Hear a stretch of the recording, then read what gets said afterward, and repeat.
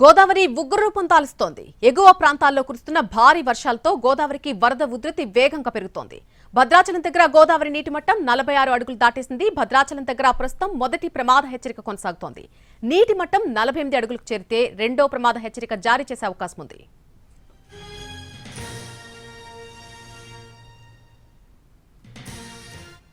ఈ రాత్రికి గోదావరి నీటి మట్టం మరింత పెరుగుతుందని అధికారులు అంచనా వేస్తున్నారు. గోదావరి పరివాహక ప్రాంత ప్రజలు అప్రమత్తంగా ఉండాలని సూచనలు జారీ చేశారు.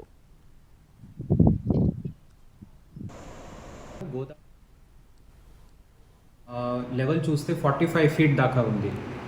43 ఫీట్ మన ఫస్ట్ వార్నింగ్ లెవెల్ కాబట్టి ఆల్రెడీ అది దాటింది.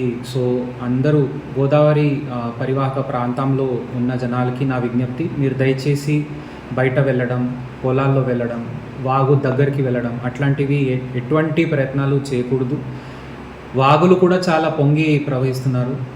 సో తాలిపేరు నుంచి కూడా 1,00,000 కంటే ఎక్కువ క్యూసెక్స్ ఫ్లో వస్తూ ఉంది. ఇంకా మనకి సమాచారం ఏముందంటే ఇంద్రావతి మరియు శబరి ఈ రెండు నదులు ఆ ప్రాంతంలో చాలా భారీ వర్షం జరుగుతుంది. సో దానివల్ల ఇప్పటికే మన లెవెల్ 45 ఫీట్ ఉంది, ఇంకా పెరిగే అవకాశం ఉంది. కాబట్టి వాజేడు మండలం పేరూరు దగ్గర కూడా గోదావరికి వరద పెరుగుతోంది. వెంకటాపురం, వాజేడు మండలాల్లో గోదావరి పరివాహక ప్రాంతాలు ముంపుకు గురవుతున్నాయి. ఇప్పటికే పంట పొలాలు జలమయమైపోయాయి. గోదావరికి ఎగువ నుంచి వస్తున్న వరదతో తెలంగాణ సరిహద్దులోని టేకులగూడెం దగ్గర రేగుమాగు వాగు పొంగింది. 163 జాతీయ రహదారిపై వరద చేరుకోవడంతో తెలంగాణ, ఛత్తీస్గఢ్ రాష్ట్రాలకు రాకపోకలు నిలిచిపోయాయి. వాజేడు మండలం ముళ్లకట్ట బ్రిడ్జ్ దగ్గర గోదావరి ఉధృతంగా ప్రవహిస్తోంది. మత్స్యకారులు వేటకు వెళ్లొద్దని సూచిస్తున్నారు అధికారులు. ఏటూరు నాగారం మండలం రామన్నగూడెం పుష్కరఘాట్ దగ్గర ప్రస్తుత నీటి మట్టం 15.50 మీటర్లకు చేరుకుంది. దీంతో మొదటి ప్రమాద హెచ్చరిక జారీ చేశారు అధికారులు.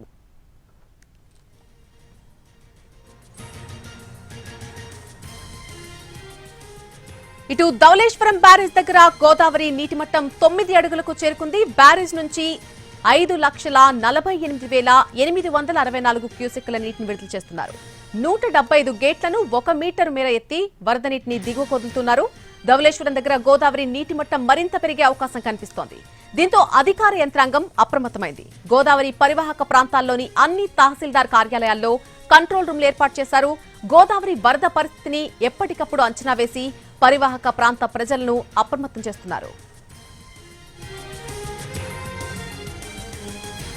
అల్లూరు జిల్లా కూనవరం దగ్గర కూడా గోదావరికి వరద పెరుగుతోంది. కూనవరం దగ్గర 42.15 అడుగులు దాటిన నీటి మట్టం, చింతూరు దగ్గర 44 అడుగులుగా ఉన్న శబరి నది నీటి మట్టం ప్రస్తుతం ఉగ్రరూపం దాల్చే అవకాశం కనిపిస్తోంది.